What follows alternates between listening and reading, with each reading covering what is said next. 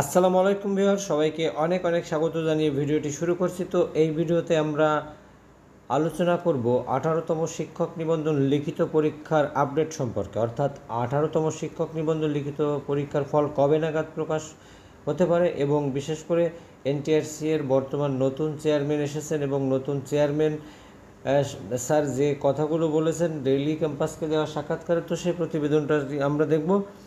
বেসরকারি শিক্ষক নিবন্ধন ও প্রত্যয়ন কর্তৃপক্ষের নতুন চেয়ারম্যান মোহাম্মদ মফিজুর রহমান বলেছেন, 18তম নিবন্ধনের লিখিত পরীক্ষার খাতা মূল্যায়নের কাজ চলছে। খাতা দেখার কাজ শেষ হওয়া মাত্র ফল প্রকাশ করা হবে। এক্ষেত্রে কোনো কালক্ষেপণ করা হবে না। বুধবার 18 সেপ্টেম্বর অর্থাৎ আজকে দুপুরে দ্য ডেইলি ক্যাম্পাসের সাথে আলাপকালে কথা জানান তিনি। এনটিআরসি এর একটি সূত্র জানিয়েছে, 18তম শিক্ষক নিবন্ধনের লিখিত পরীক্ষার খাতা দ্রুত মূল্যায়ন করতে পরীক্ষকদের তাগিদ দেওয়া হয়েছে।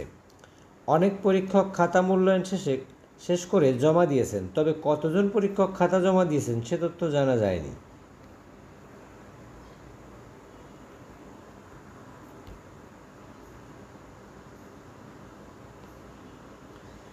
এ বিষয়ে এনটিআরসি এর পরিচালক পরীক্ষা মূল্যায়ন ও প্রত্যয়ন মোহাম্মদ আব্দুর রহমান দ্য ডেইলি ক্যাম্পাসকে বলেন, অনেক পরীক্ষক খাতা জমা দিয়েছেন।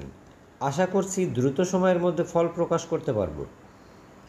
গত 15 মে 18তম শিক্ষক নিবন্ধনের প্রিলিমিনারি পরীক্ষার ফল প্রকাশ করে বেসরকারি শিক্ষক নিবন্ধন ও প্রত্যয়ন কর্তৃপক্ষ।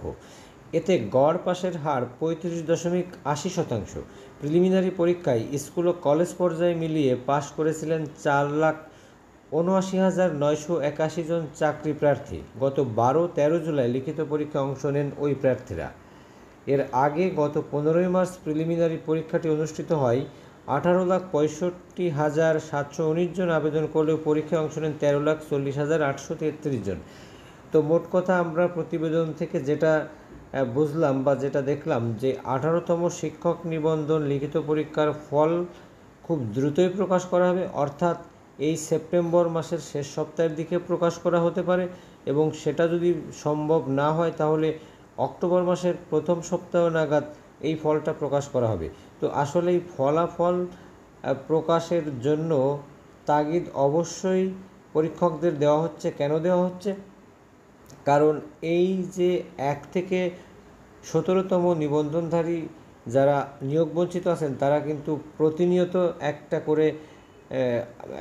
একটা করে জটলা বা জটিলতার সৃষ্টি করছে এবং এনটিআরসি অফিসে যাচ্ছে, তো কখনো 13তম 14তমরও যাচ্ছে। তো এমন একটা জটিলতাই আসলে এনটিআরসিও চাচ্ছে যে 18তম রেজাল্টটা যদি দ্রুত তারা প্রকাশ করতে পারে তো সবাইকে একটা আশার বাণী শোনাতে পারে, যে তারা হয়তো বলতে পারে যে আমরা 6ষ্ঠ গণবিজ্ঞপ্তি দেব, সেখানে 1 থেকে 18 সবাইকে আমরা আরও একবার সুযোগ দেব। তো এমন একটা বিষয়ের সমাধান করার জন্য হয়তো তারা গুরুত্ব দিচ্ছেন। তো যারা পরীক্ষা দিয়ে অপেক্ষা করছেন, খুব বেশি সময় লাগবে না রেজাল্ট প্রকাশ করার জন্য।